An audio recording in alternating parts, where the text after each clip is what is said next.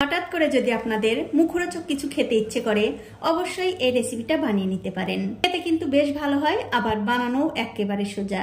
নমস্কার, আমার এই ছোট্ট চ্যানেলে আপনাদের সবাইকে স্বাগতম।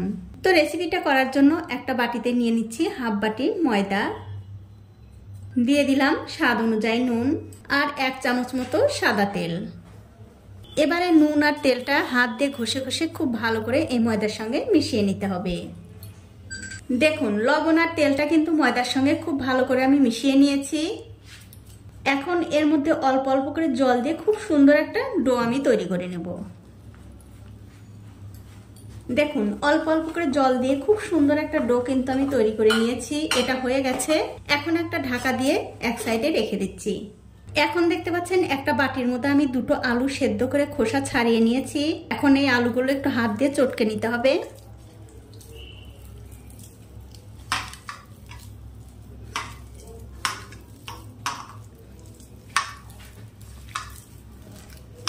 ভালো করে একটু চটকে নেবার পর এর মধ্যে দিতে হবে কিছু মটরশুঁটি। মটরশুঁটিগুলো কিন্তু আমি আগে থেকে সেদ্ধ করে নিয়েছি। আর দিয়ে দিচ্ছি একটু কাঁচা লঙ্কা কুচি, ধনেপাতা কুচি আর পেঁয়াজ কুচি। তার সাথে দিয়ে দিলাম স্বাদ অনুযায়ী নুন আর একটু গরম মশলার গুঁড়ো। এবারে সবকিছু মিশিয়ে আবারও খুব ভালো করে মাখিয়ে নিতে হবে। আর বন্ধুরা, অবশ্যই আপনারা এই রেসিপিটা বাড়িতে একদিন হলেও বানিয়ে খেয়ে দেখতে পারেন। খেতে কিন্তু বেশ ভালো হয়। যখনই আপনাদের মুখরোচক কিছু খেতে ইচ্ছে করবে তখনই কিন্তু আপনারা এই রেসিপিটা বানিয়ে নিতে পারেন। দেখুন, সবকিছু কিন্তু আমি খুব ভালো করে মাখিয়ে নিয়েছি। এটাও আমি এক সাইডে রেখে দিচ্ছি। এবারে যে ময়দাটা মাখিয়ে ঢেকে রেখেছিলাম তার উপর থেকে ঢাকাটা তুলে নিলাম। তুলে নিয়ে এটা আমি আবার একটু ভালো করে মাখিয়ে নেব। মাখিয়ে নেবার পর এখান থেকে আমি ছোট ছোট করে লেচি কেটে নেব। তারপর এখান থেকে একটা লেচি নিয়ে আমি হাত দিয়ে গোল করে নিচ্ছি। এখন এই লেচিটা দিয়ে ছোট্ট একটা রুটি বেলে নেব। অবশ্যই একটুখানি ময়দা ছড়িয়ে দিয়ে বেলে নেবেন।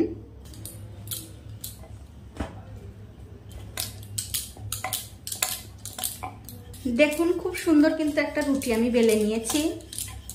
এখন এই রুটির চারিদিকে একটু করে জল লাগিয়ে দিতে হবে। তারপর এর উপরে দিয়ে দিতে হবে আগে থেকে করে রাখা সেই আলু মাখা। দিয়ে দেওয়ার পর খুব ভালো করে এরকম করে একটু লম্বা করে দিতে হবে। এবারে একটা সাইড ধরে অন্য পাশে ঠিক এরকম করে জোড়া লাগিয়ে দিতে হবে। আর জোড়াটা কিন্তু বন্ধুরা খুব ভালো করে লাগাতে হবে যাতে খুলে না আসে ভাজার সময়। দেখুন, খুব সুন্দর করে কিন্তু আমি মুখটা বন্ধ করে দিলাম। এটা হয়ে গেছে। এটা আমি রেখে দিচ্ছি। আর এই একই রকম করে কিন্তু সবগুলোই বানিয়ে নিতে হবে। দেখুন, সবগুলোই কিন্তু আমি একই রকম করে বানিয়ে নিয়েছি। এখন এইগুলো ভেজে নেব। তার জন্য আমি আগে থেকেই তেল গরম করতে দিয়েছিলাম। তেলটা যখন হালকা একটু গরম হয়ে আসবে তখন একটা একটা করে দিয়ে দিতে হবে। আর গ্যাসের ফ্লেমটা মিডিয়ামে রেখে এগুলো ভেজে নিতে হবে। কিছুক্ষণ পর যখন দেখবেন একদিকটা হয়ে গেছে তখন অন্য দিকটা উল্টে দিতে হবে। আর এরকম করে উল্টে পাল্টে একটু লাল লাল করে ভেজে নিতে হবে, তবেই কিন্তু খেতে বেশি ভালো লাগবে। দেখুন, সবগুলোই কিন্তু আমি উল্টে দিলাম। এবারে উল্টে পাল্টে ভালো করে একটু ভেজে নিচ্ছি। দেখুন, এগুলো কিন্তু আমি উল্টে পাল্টে লাল লাল করে ভেজে নিয়েছি।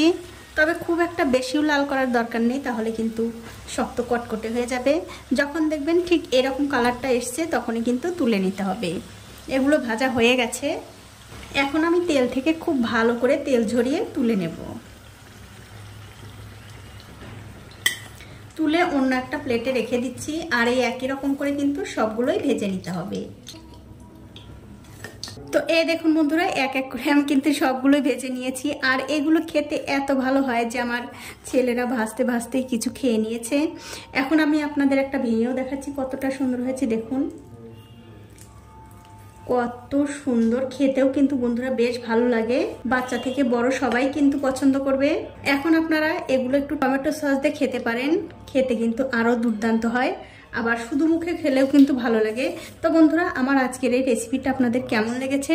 যদি ভালো লেগেই থাকে অবশ্যই একটা লাইক, কমেন্ট আর শেয়ার করতে ভুলবেন না।